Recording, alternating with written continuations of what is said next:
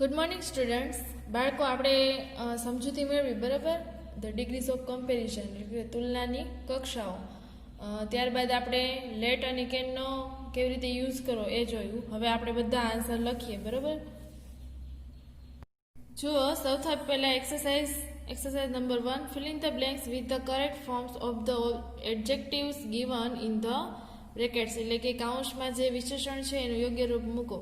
હવે જેમ સમજૂતી આપી એના આધારે જો ખાલી જગ્યાની બંને બાજુ એઝ હોય તો જે વિશેષણ છે એ જ મૂકી દેવાનું, પણ ખાલી જગ્યા પછી ધેન હોય તો આપણે વિશેષણમાં ફેરફાર કરીશું. જો માય હાઉસ ઇઝ એઝ ખાલી જગ્યા એઝ યોર હાઉસ, તો આ પોઝિટિવ ડિગ્રી છે એટલે વિશેષણ જેમ છે એમ મૂકી દેવાનું.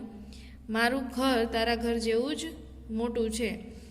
ત્યારબાદ માય બેગ ઇઝ ખાલી જગ્યા ધેન યોર બેગ, કાઉન્સમાં છે હેવી. હવે અહીંયા ધેન છે એટલે કમ્પેરેટિવ ડિગ્રી થયું, એટલે હેવીનું શું કરીશું બાળકો આપણે? Heavier, HEAVIER. My bag is heavier than your bag, મારું બેગ તારા બેગ કરતાં વધારે વજનદાર છે. નથુભાઈ ઇઝ એઝ કેશુભાઈ, કાઉન્સમાં છે હેપી, તો પોઝિટિવ ડિગ્રી છે એટલા માટે જેમ છે એમ મૂકી દેવાનું, વિશેષણમાં કાંઈ ફેરફાર નહીં થાય. ત્યારબાદ સ્નેહા ઇઝ ખાલી જગ્યા ધેન હર સિસ્ટર, ધેન છે એટલા માટે કમ્પેરેટિવ ડિગ્રી, કાઉન્સમાં છે બ્યુટીફુલ, તો આપણે શું લખીશું? More beautiful.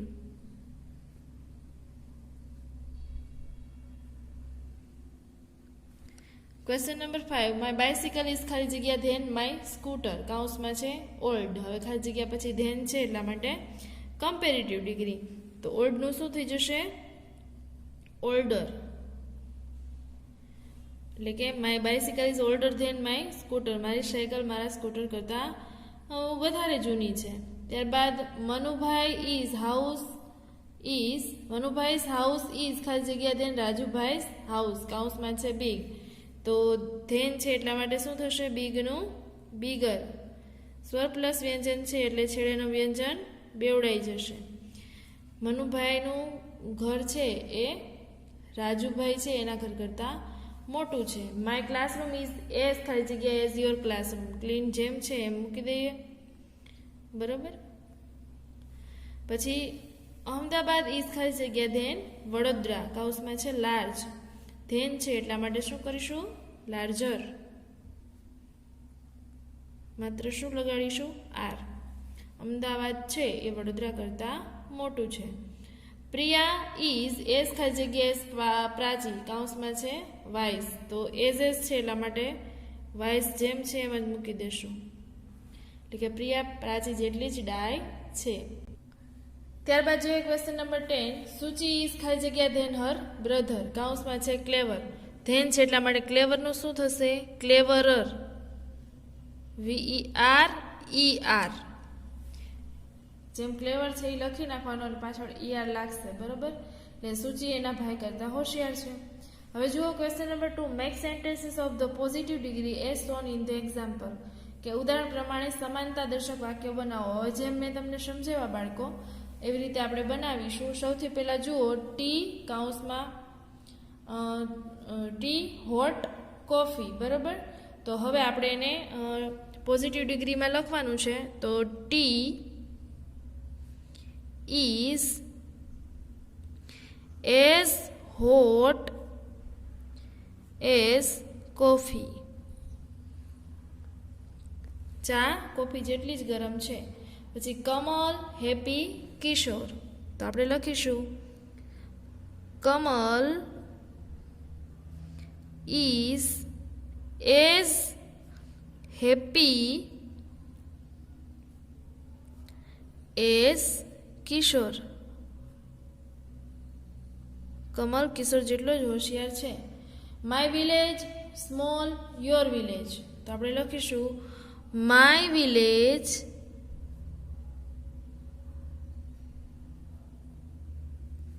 is as small as your village.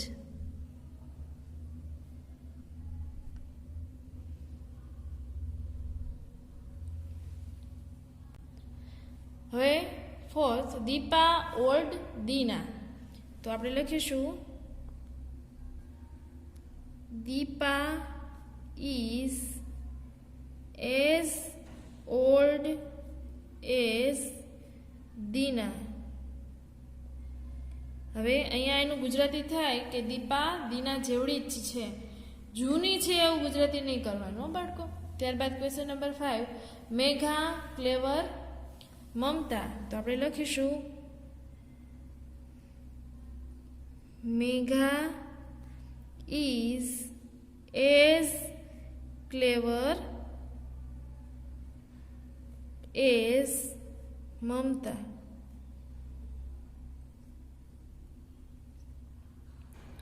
હવે આગળ જોઈએ question number 3, make sentences of the comparative degree as shown in the example.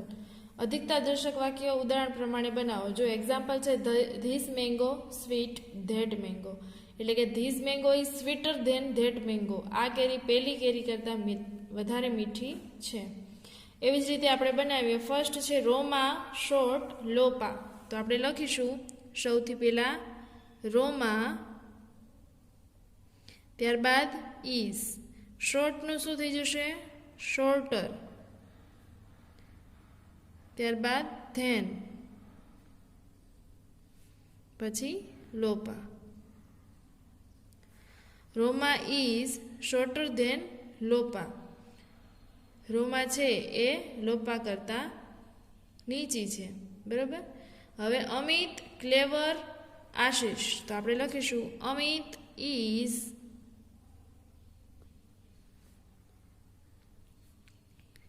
cleverer than Ashish.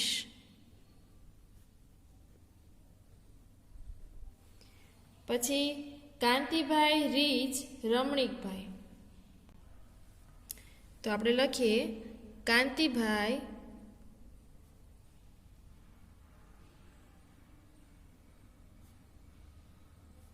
is richer than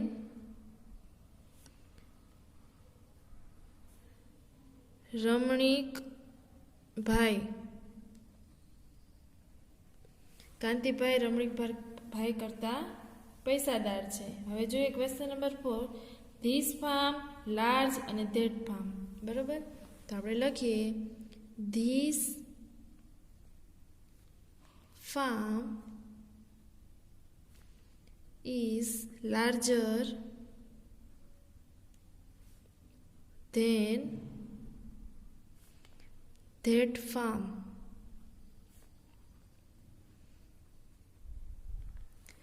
આ ખેતર પેલા ખેતર કરતા મોટું છે.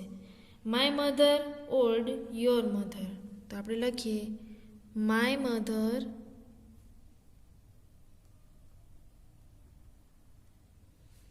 is older than your mother.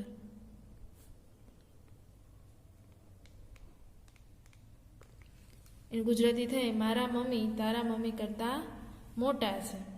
જૂના છે એવું નહીં હો બાળકો. હવે જોઈએ question number 6, this pencil long that pencil. તો આપણે લખીશું this pencil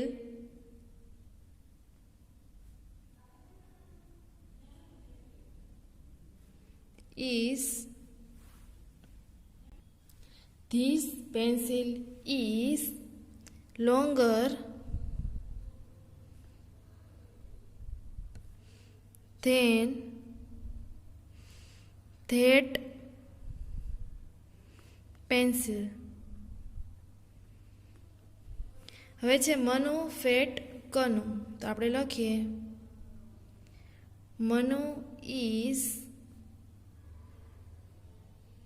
fatter than Kanu. Manu Kanu કરતાં વધારે જાડું છે. ત્યારબાદ question number 8, my room big your room. તો આપણે લખીશું my room is bigger than your room.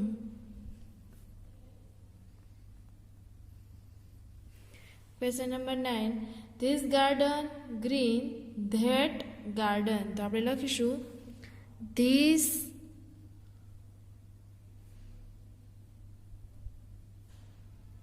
garden is greener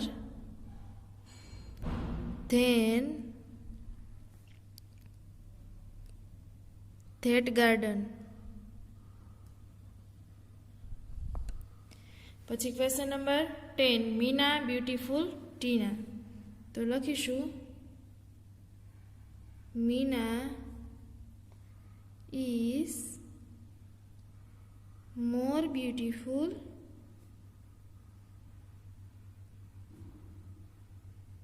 than ટીના. હવે બાળકો આપણે જોયું ને આગળ કે મોટો સ્પેલિંગ હોય તો આગળ મોર લાગે છે, પાછળ આર કે યાર લાગતો નથી ને. તો હવે બધા આન્સર છે એ લખવાના છે. હવે 8મો ટોપિક છે એના આન્સર પણ લખી લઈએ.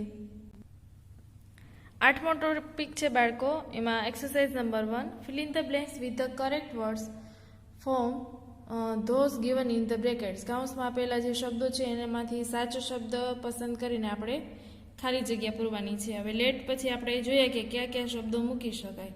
તો હવે અહીંયા આપેલા છે લેટ ખાલી જગ્યા વોચ ટીવી, કાઉન્સમાં છે વી અને અસ. તો આપણે શું લખીશું? અસ. ત્યારબાદ ક્વેશ્ચન 2. લેટ ખાલી જગ્યા સ્લીપ, સી અને હર, એમાંથી શું આવશે? હર. લેટ હર સ્લીપ, તેને સુવા દો. ત્યારબાદ લેટ ખાલી જગ્યા બી ધેર, તો ઇટ્સ અને ઇટ, એમાંથી શું આવશે? It. Let it be there. ત્યારબાદ એનું ગુજરાતી થાય ત્યાં રહો એમ, અથવા ત્યાં રહેવા દો. Question number 4. લેટ ખાલી જગ્યા ગો ઓન અ પિકનિક, ધેમ અને ધેય, તેમાંથી શું આવશે? ધેમ. ધેમ એટલે તેઓને. Late them go on a picnic, તેઓને ઉજવણીમાં જવા દો. ત્યારબાદ લેટ ખાલી જગ્યા ડુ માય હોમવર્ક. હવે મી અને માય અને મી, તો એમાંથી શું આવશે? Me. Let me do my homework, મને મારું કામ હોમવર્ક એટલે કે ગૃહ કાર્ય કરવા દો એમ, અથવા તો કરી શકું એમ.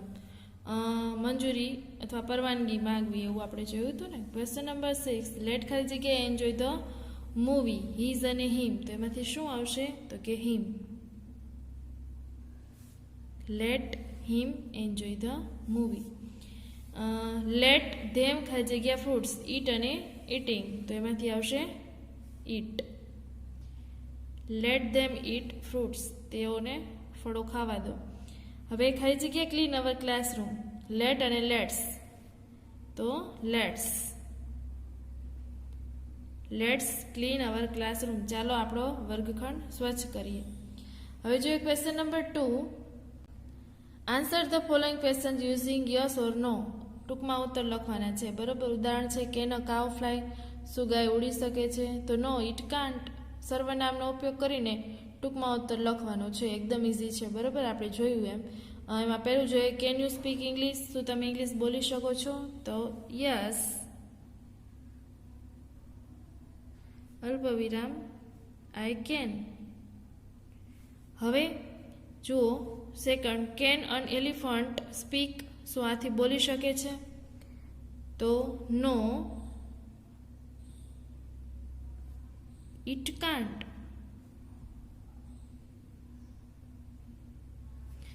કેન રીટા કુક, શું રીટા રાંધી શકે છે? તો યસ. રીટા છે એટલા માટે સર્વનામ સી. Yes she can. હવે જોઈએ બાળકો question number 4. Can your father drive a car? તો યસ. ફાધર માટે સર્વનામ હી અને can. Yes he can. Can forum dance, શું ફોરમ નૃત્ય કરી શકે છે? તો યસ, આપણે લખીએ છીએ સી કેન. અથવા નો શક્યતા હોય તો આપણે નકારમાં પણ જવાબ લખી શકીએ. હવે જુઓ question number 3. Make the following sentences negative using the words given in the brackets for the underline word. કે જે શબ્દ નીચે લીટી દોરેલી છે ને એની જગ્યાએ કાઉન્સનો શબ્દ આપણે વાપરવાનો અને વાક્યને નકારમાં ફેરવવાનું. ઉદાહરણ જુઓ, નિશા કેન રન ફાસ્ટ, કાઉન્સમાં છે નીતા, તો Nita can not run fast, અથવા તો કાન્ટ પણ આપણે લખી શકીએ. બરોબર, તો એવી રીતે બધા વાક્યો લખીએ. પેલું છે વિની કેન સ્પીક ગુજરાતી, કાઉન્સમાં છે મરાઠી, તો આપણે લખીશું વિનય કાન્ટ સ્પીક, ગુજરાતીની બદલે આપણે લખવાનું Marathi. Nanji can carry luggage, Nanji છે એ વજન ઉચકી શકે છે. હવે આપણે લાલજીનો ઉપયોગ કરવાનો છે નાનજીને બદલે, તો લખીએ લાલજી કેન નોટ અથવા તો કાન્ટ કેરી લગેજ, કેરી એટલે ઉચકવું. ત્યારબાદ question number 3. Ashok can sing a song well, અશોકને બદલે શરદનો ઉપયોગ કરશું. શરદ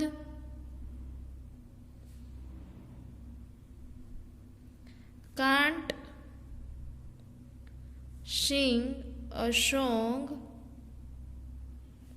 વેલ. ત્યારબાદ 4. A deer can run fast, a ડિયરને બદલે અ બુલક.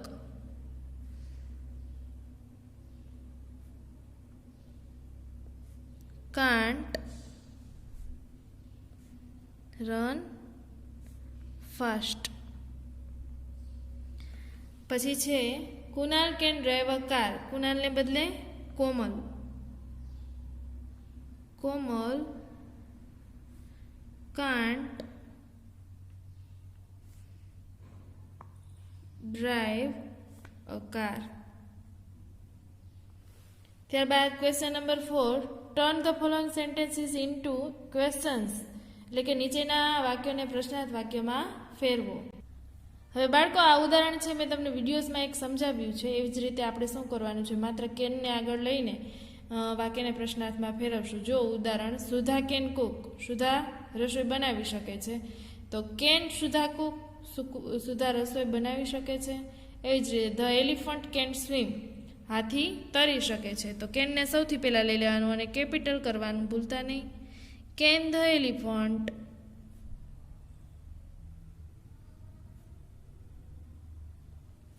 સ્વિમ. ત્યારબાદ હર્ષ કેન સ્પીક ઇંગ્લિશ વેલ, હર્ષ સારી રીતે ઇંગ્લિશ બોલી શકે છે, તો can Harsh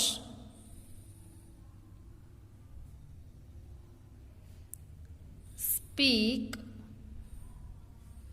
English well.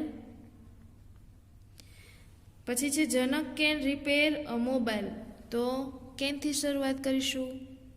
Can Janak repair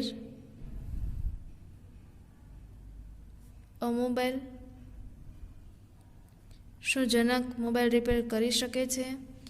ત્યારબાદ જયાબેન કેન ટીચ સંસ્કૃત, તો કેનથી શરૂઆત કરીશું. કેન જયાબેન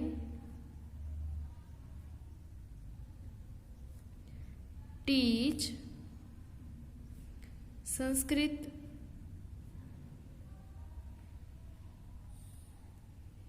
ત્યારબાદ Sharadbhai can translate the letter into English, તો કેનથી શરૂઆત કરીએ આપણે.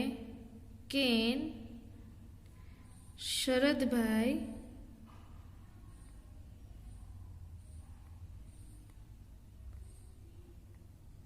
Translate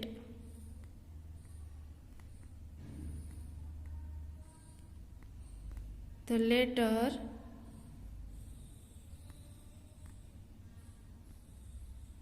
into English